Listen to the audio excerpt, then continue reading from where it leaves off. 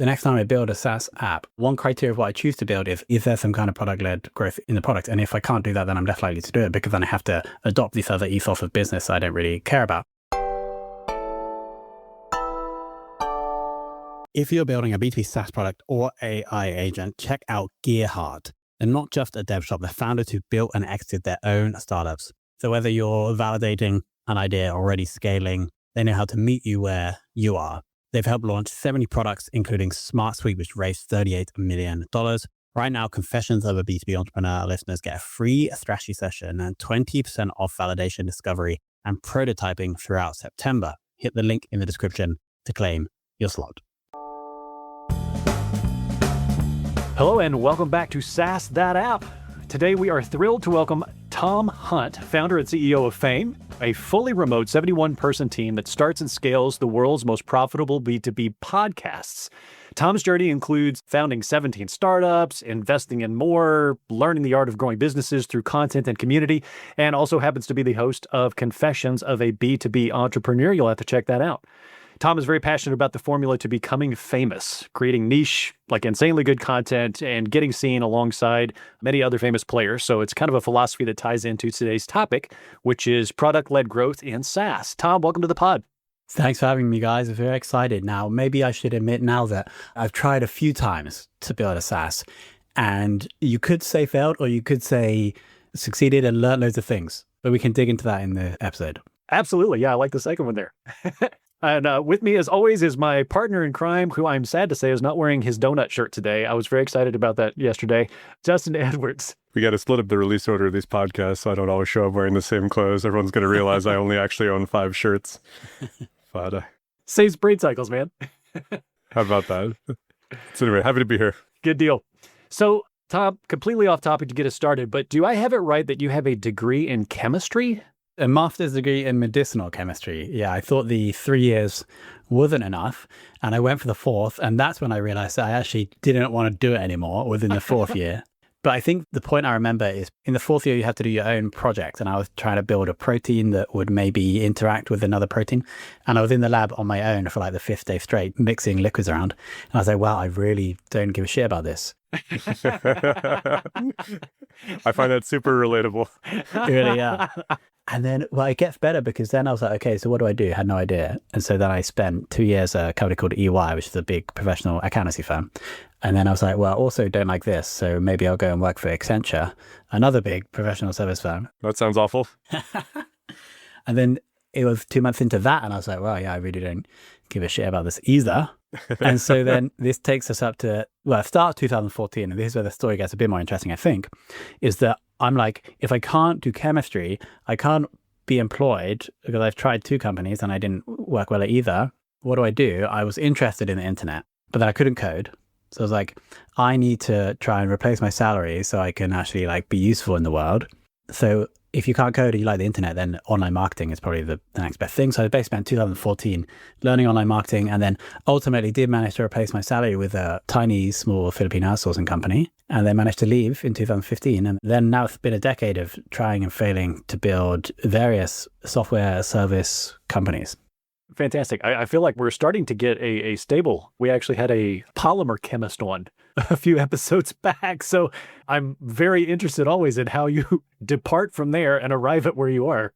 If memory serves, the polymer chemist also had motivational issues with his job and stopped being a polymer chemist. So yeah. But sometimes I think like maybe I'll go back because I think having business skills and marketing skills and chemistry skills is quite a unique combination. So there might be a niche for a chemistry business that's also combined with online marketing and maybe a bit of software, because I've done some of that. I know you guys are probably the experts. Yeah, you know who to call if there's a software component. Yeah, exactly. We need you guys. The chemistry will lean on you for. For your Filipino outsourcing company, how did that come about? Did you go to the Philippines and realize how wonderful the people were, or was it a different way that you arrived? I'd actually been there a bit before, and because in both EY and Accenture, for whatever reason, I was involved in projects where we were outsourcing work for other large companies.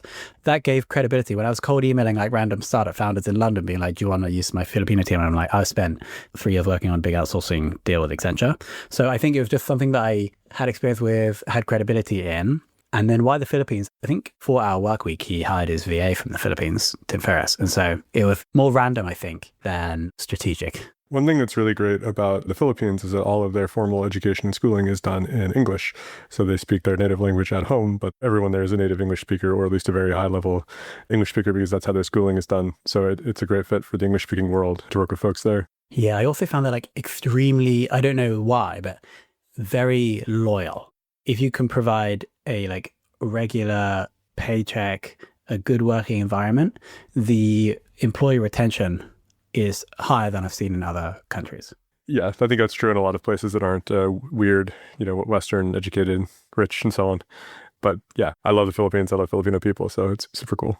And still a component of Fame, if I remember right too, Tom. Yeah, exactly. We're fully remote. And so obviously some roles don't need to be done in the West. And so we have about 30 people in the Philippines. And there was one person who was involved in that first outsourcing company that's still involved in Fame today. And so a lot of the team have been brought in by that person. And so there's like a connection all the way through the last decade of working in the Philippines. Nice.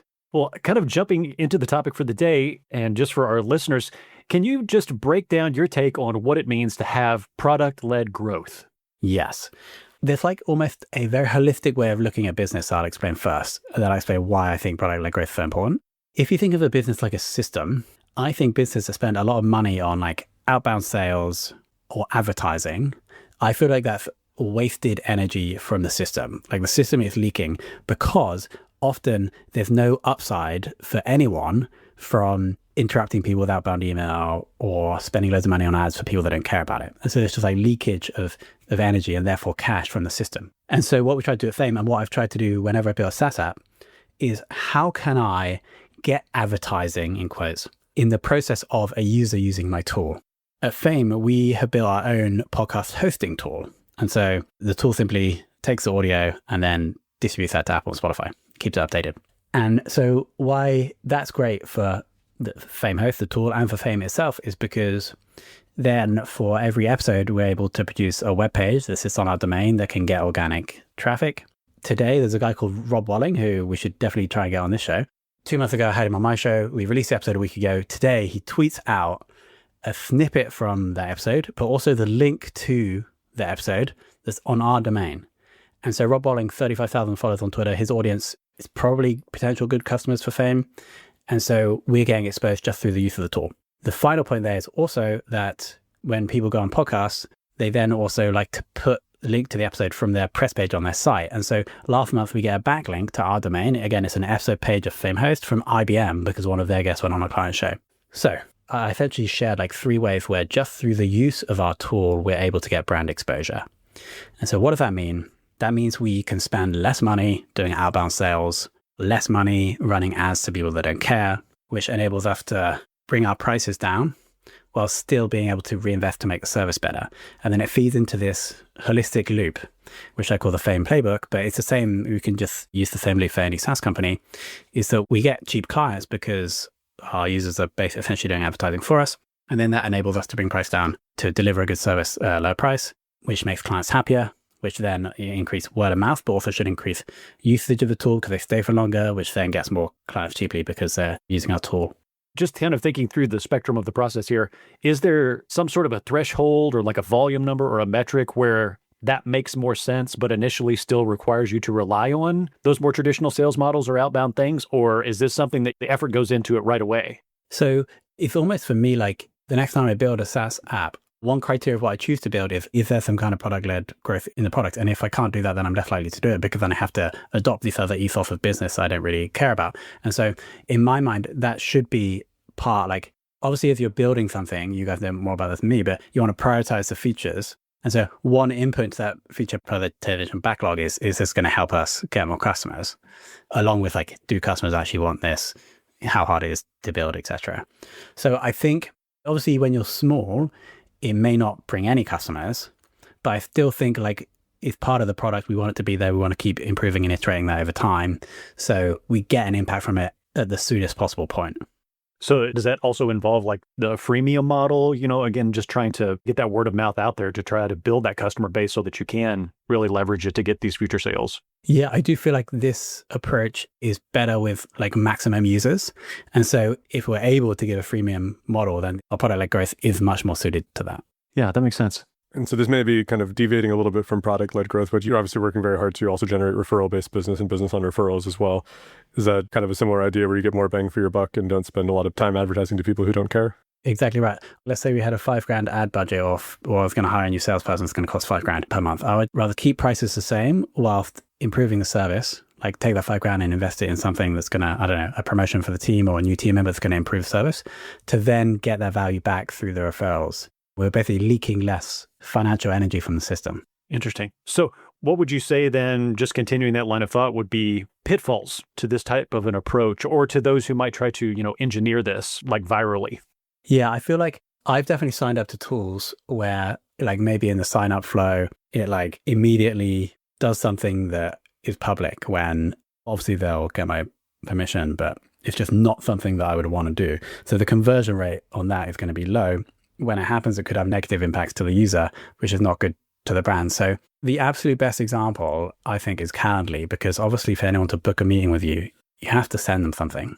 And so I wouldn't try and shoehorn it in, but take every possible opportunity to get your brand out there through the usage. One thing that I think Calendly do really well is that they know every time the Calendly link is sent, that's like an opportunity for them to impress. And so the UI and the design on Calendly links, I think, is the best out of all the other competitors. And it has been for the last like 5-10 years. And so I think that's a place, if you are going to invest in the product, obviously you want to make sure the product's amazing, but it's an opportunity to impress with every usage. So both for podcasts and the Calendly example, these kind of have like this network effect where there's like virality as a component inherently in how that spread. Does product-led growth really only work in that kind of niche, or can we draw tendrils of this further into other business models that don't necessarily have that kind of viral component? One thing we do at Fame, which isn't part of Fame Hosts software, or kind of is, but we don't need Fame Hosts to do it. And again, because we're a content creation agency, in the global show notes of every episode, we say this was created with love by Fame. And so that's us being able to get attention through the content that we're producing for customers. So that's another opportunity. So I think any service business, most of them do like create things that customers use. Again, it's a bit tricky and you probably have to get permission, but that's one like way of doing this. It is definitely more suited to the lower cost, almost B2C like SaaSes, like Calendly, like podcast hosting software. I used to do like big write-ups of how software companies have grown, like ClickFunnels. I'm sure you guys are aware of that. That had incredible viral growth because their free plan, any web page you created had the ClickFunnels bottom in the bottom right.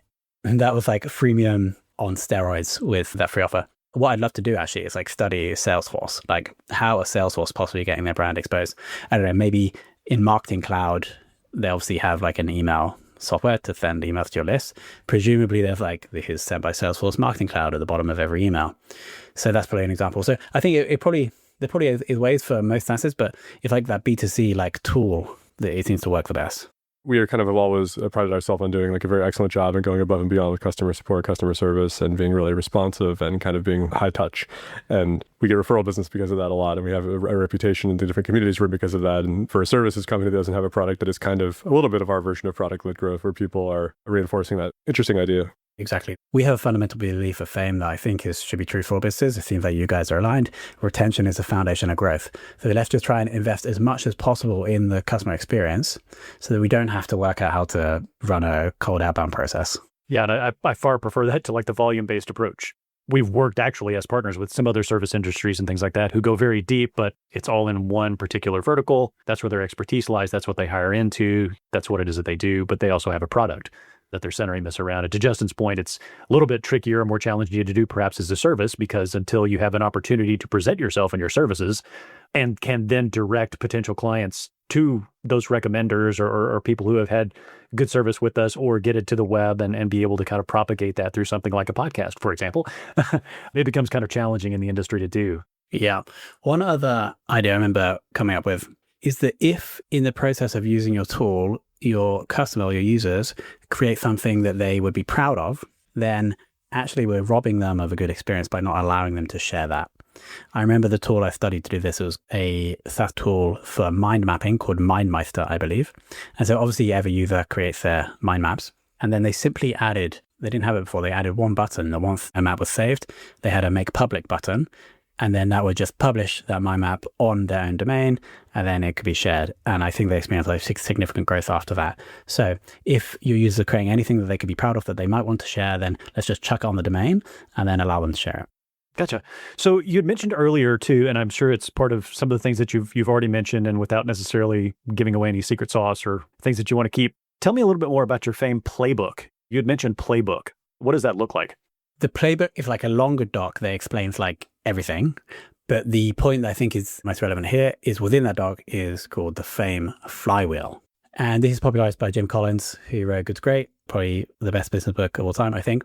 He has like one chapter he pulled out and actually created his own book and used Amazon as a case study called The Flywheel Effect. And the concept here is that essentially, whenever you're starting a business, you're turning this wheel. And at the start, every time you turn it, it might take like a year to turn it because it's really hard because you don't have any previous work. But then every time you turn it, it gets a little bit easier and easier and easier.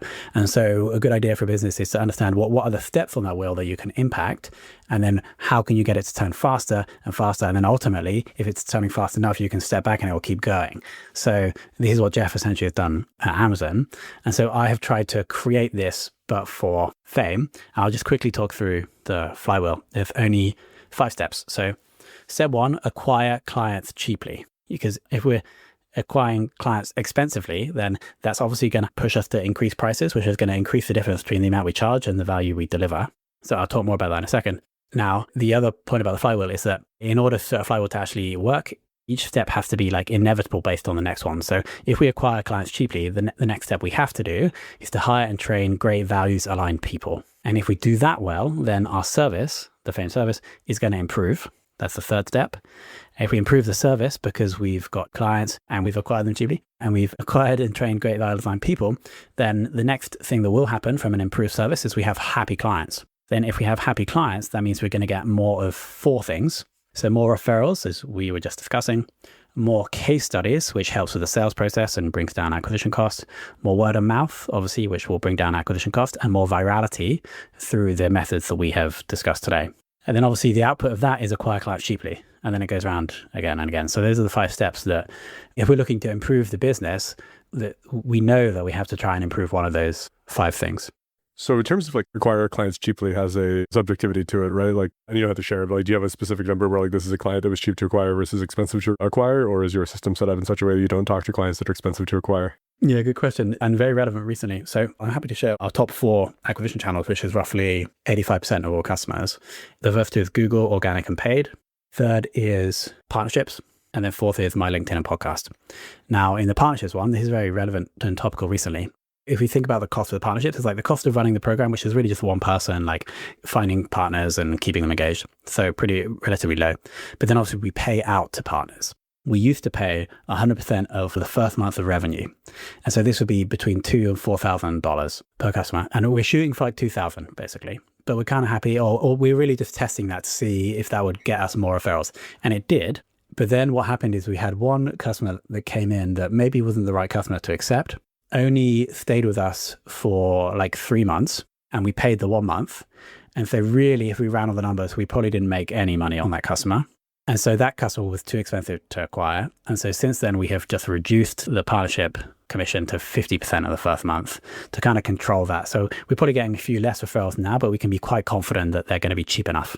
Did you consider paying out the referral fee over time as opposed to in one lump sum? And why did you just decide against that? Because it looks like you did consider it. Yeah, it was more just simplicity.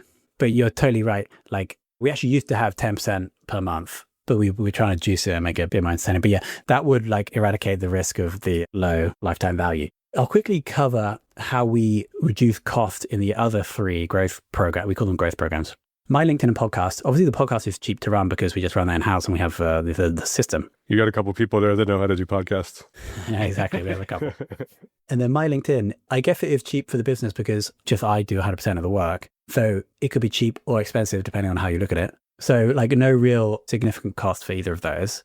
We pay for the team to run my show, but that's because we've honed that down over time. Google Organic, we've already discussed this, right? Like we got the backlink from IBM because we have Fame Host. Now that's strong. Like a backlink to the homepage would be a lot better than backlink to this like random episode page, but we're trying to like do the structures to still get the value. And so I think we've been quite good at building SEO, which is like a big part of how we can rank highly and therefore acquire clients cheaply. And then finally, Google Ads, our approach for Google Ads is only, I don't know how much you guys know about Google Ads, but we only bid on, like they have intent, not just for a podcast, but for a podcast provider, service, company, agency. And we only use exact match. So first terms like B2B podcast agency or podcast production company, like very focused on exact match. So we're not wasting money on terms like, how do I start a podcast? So those are the ways that we've focused our energy on acquisition channels. Gotcha. So I want to step back for just a second because you had mentioned something about a recent client or a client that you said was not the right customer to accept. And this is something that Justin and I can attest to, but just dealing in the service industry, one, it's sometimes challenging to assess whether that customer is right at the outset. And so I'm curious how you go about that. And then two, how do you let them know that perhaps this is not the best fit for them organizationally so that you can amicably kind of part ways? I think on the first question, there's like quantitative and qualitative, right? There's like during the sales process, do you get a good feeling?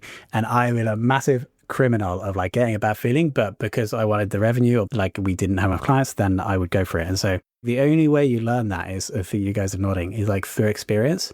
And so now by like year 4 or 5, I can be like, okay, we're not going to have this person. So we actually did a great analysis a few months ago of just looking at all of the churn clients from all time and whether they were on persona. And so on persona for us now has changed because of that analysis. We essentially saw that any company with less than, I think, 25 employees typically had a lower number a month with us by like 20 to 30%. And so now we've just changed this criteria in order to try and accept the companies that are slightly bigger. And the main reason for that is because smaller companies are typically just higher risk, and half of our churn we call uncontrollable, e.g. we don't really have an impact on it, and it's a company going bust basically. So we're hoping that's going to have an impact. That change was made recently. So that's like a quantitative analysis of historic churn, but then there is a qualitative like feeling, which I would, if anybody's listening, I would like urge people to go with that more than ignore it. That's a big lesson I've had. I agree with that 100%. Final point I didn't answer was how to let them know. This literally happened today where there was a customer that was a nightmare, and then we agreed to finish on this day. We just about finished. And then today they were like, oh, actually, we've really been enjoying working with you the past month. Can we continue working together? And actually, it was the head of account management was like, I don't think we should do this. I was like, I'll leave it with you. You can decide and you can do the communication. So I haven't actually reviewed what she sent, but I'm sure it was great. But yeah, I don't have a good answer to that. Maybe you guys can share. Yeah, we end up in a little bit of a sticky situation because a lot of times we have customers that are dependent upon us because we know the software or we have access to things. So it's very important for us to be proper stewards of the trust that was put in us initially, even if the relationship isn't working out and the client's unhappy. So even if things are really ugly, we have to cooperate for a period of time because the customer needs things that we have and we need to do the right thing by our customers. But I typically try to use kind of vague language like this decision has been made and it's not working out from our perspective. And if people want really solid feedback as to why they're an awful client, I usually have a couple of emails or things I can refer them to. It's like, so we don't typically talk to other human beings like this, and that's why we're not working with you anymore. What I'll do is I'm just going to get the actual email that was sent today and we'll see if it was as good as that. Uh-oh. Real inside baseball now. Yeah, so the response is basically like the head of account management saying to them, I've spoken with the team and we essentially want to stick with what we already agreed when we agreed not to work together a couple of months back. We're happy to continue supporting you with the work that we're currently doing. Sorry if this isn't what you're hoping to hear, but we hope it's clear and aligns with what was previously agreed. I don't think it was as good as your one, was it? And we all have different approaches that we take too. We've got an outstanding project manager who knows the clients better probably than anybody, just by virtue of being project manager. And so we can always bounce things off of him of, how do you think that something like this is going to be taken? And then we can tweak and tune from there. Justin's always awesome with just bringing the facts. It's like, here's where we're at. And I have a tendency to be much more touchy-feely. But we all have our approaches and we've all seen some success with that. But at the end of the day, it still comes back to the assessment of why this was not a good fit.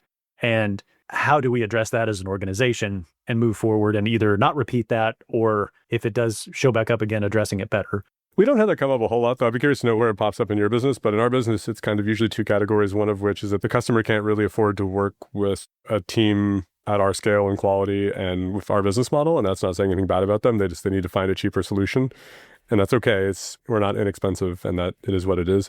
The other typical kind of problem we have with clients is like basic human decency stuff, like people being really awful to Aaron, which makes me angry. And then I get very protective of my team. And so that's the other reason we've cut people loose. It's just like, hey, life's too short to work with people who want to treat other people like this, and we just won't do it. So I guess what are some of the reasons other than the unsalvageable clients who've churned for fame? We had this rule on like strikes because if some cases are like, clearly this person is being rude. And so that would almost be like maybe one strike and then out. But then there are also clients that maybe had this where they're not like directly being rude, but they're just almost unpleasant to work with. So it isn't just like an ethical thing, I don't think. It's actually a good business decision to try and get rid of them, because for us, again, like we talked about retention, the same applies to us for employee retention. Yes. And yes, losing a team member can often have a bigger impact than losing a client. And so if the team member isn't happy, then we'll try to look to replace them, even bring someone else who maybe is better suited to the client before sending the email to essentially get rid of them. What we have done recently, which you guys might find interesting, is in the sales process, as well as assessing whether we think they're going to be a good customer, is trying to understand more about the person we're going to work with if we're interfacing with that person in the sales process. Because then we can try and match them, whether it's energetically, interest-wise, tonality, with the right account manager who's going to work with them. And so, again, here's a recent change or a recent initiative, but I'm hoping then it almost feels more seamless for the client and the account manager when they're working together, which would mean we'd have less of these people issues.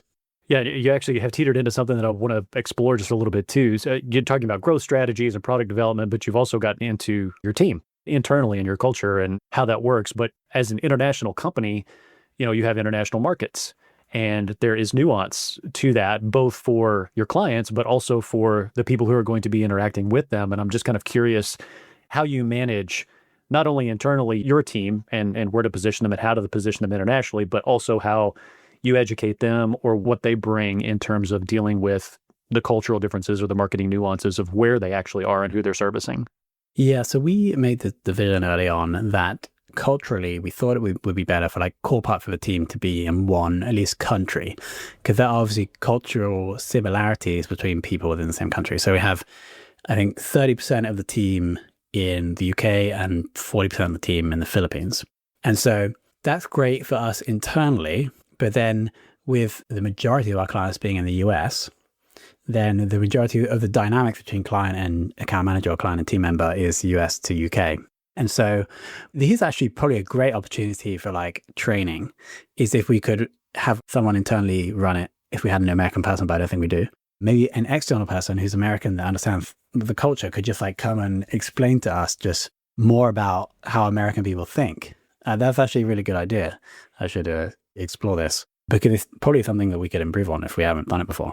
Happy to be guinea pigs for that if you need somebody. So I want to get a little bit now into kind of approach.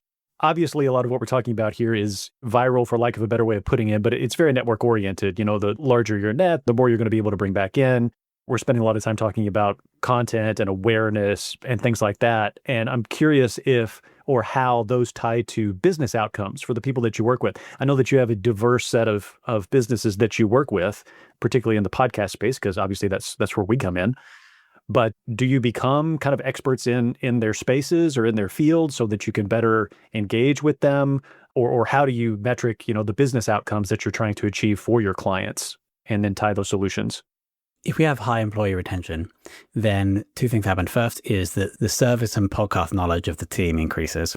The second thing happens is that there's quite a lot of repeat industries that we get. Most podcasts sit in a similar space. And so what that means is that we can often match account managers with a client that has a similar topic. For example, like this show, there's like tech, but also a bit of marketing, etc. And so we can bring on a marketing or a tech AM. So that's the step one. And obviously, what we're really doing, like if we take an episode, the technical expertise is in the episode. The main value we bring is how do we take the information and format it in a way that's a good podcast episode. And so that actually, we don't necessarily need for that part a lot of the technical expertise. So that's the first step. But then the second step is if we do have the industry knowledge, we can often produce a better episode. So like the foundation is the podcast knowledge. Second is the industry specific knowledge. So that's how we like to produce good podcasts. In terms of how people make money from the podcast, I learned this when I was doing content marketing in that decade of online marketing, is that it's a long game. And so if in the short term, we can try and gain some kind of benefit from the content production, and then that enables us to reinvest to get to the real holy grail, which is your ideal buyers knowing, liking, and trusting you before they come to buy. So that's the holy grail, but it takes a long time, especially with podcasting. And so then the question is, how on the route to building the audience that knows, likes, and trusts us, can we get some kind of ROI, some kind of business benefit? And I discovered this when I ran the first podcast within the decade of trying and failing, I worked for a B2B SaaS company as head of demand generation. We started a podcast, and the 11th guest was the VP of sales. It was a sales ops podcast. 11th guest was the VP of sales ops at Intercom. He came on the show, randomly got chatting with our CEO, and then bought our software for the whole of Intercom's sales team. So that basically, at that point, paid for the podcast like 9 times over. So the business now said they loved the podcast, gave us more money to improve production value, increase release frequency, and that enabled them to grow the audience, which was the real benefit. And so it's a long way of saying, short term, how can we get an ROI from the guests, whether that's them becoming customers, them becoming partners, so that convinces the finance person or the CEO or even the host who wants to know that their work is having a business impact to keep investing in the show over 6 months, 12 months to build audience. Gotcha. So now looking outward, because you have worked with so many different businesses and organizations who are getting into podcasts for whatever reason, whether that's marketing or just to enter into the knowledge space, or they're looking to, gain some sort of traction or whatever. I suspect that over the course of these different businesses and the different podcasts, you've probably seen successes and failures of their actual SaaS, not so much the podcast, but of the SaaS itself. So I'm curious what you see as the primary markers of those successes or failures of the application, less so the podcast. So I'm not sure if it's going to answer the question, but I think the most powerful lesson that I've learned from working inside a client's business, actually, to help them with their podcast, was a big company called High Radius, massive SaaS company based out of India, I think thousands of employees. The podcast was with the CEO. So we'd have quite a lot of meetings without the CEO. And the meetings were good. All the people were really intelligent. And then once a month, we'd have a meeting with the CEO. And what I found very impressive and fascinating was that almost any question that was put to the CEO, he wouldn't answer, but he'd give the company value that it would relate to and push it back to someone else in their team. And so he was just pushing back and then forcing the team to decide based on the company's values. They had 4 values.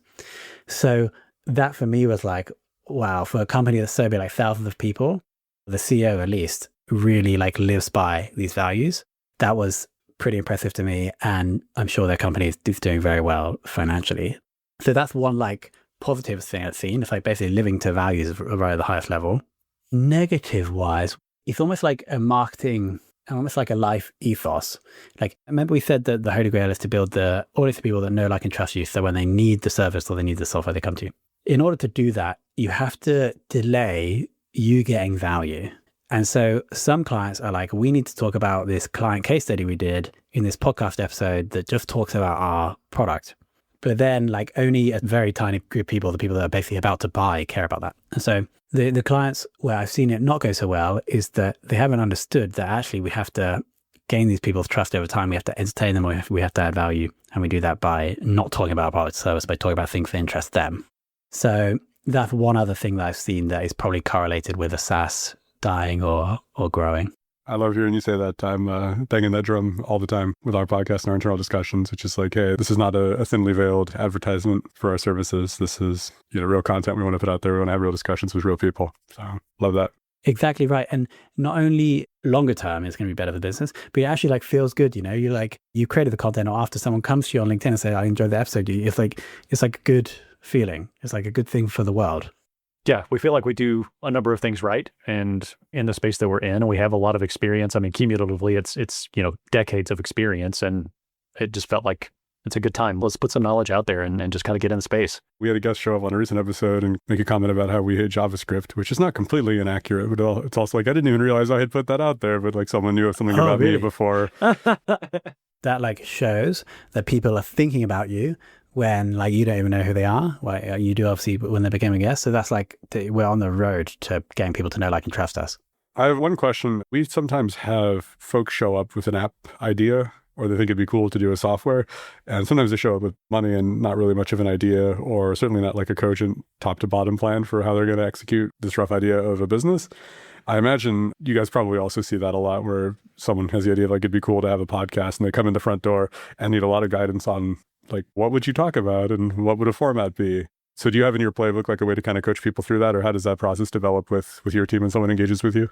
Yes, throughout the launch process, we have what we call the podcast positioning process, which is actually like a very high leverage success lever for the rest of the show. Like if we get the name and like the brand identity and the ethos of the show right, then everything else is easier.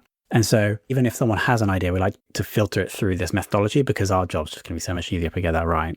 And then, often I would say the majority of hosts are open for coaching, or at least they say they are, and they take the coaching. I don't know if they do anything about it, but we'll see about this, Aaron, tomorrow.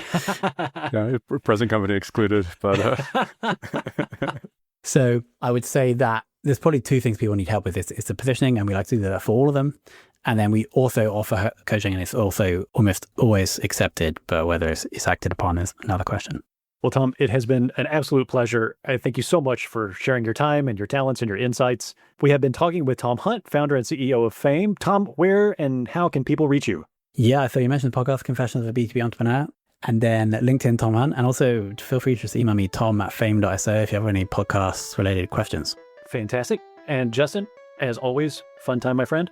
Special thanks as always to our listeners as well. If you like what you're hearing, have ideas for the show, or just want to tell us what's on your mind, throw a review our way. Hit subscribe if you are so inclined, and we will see you all next time on SaaS That App.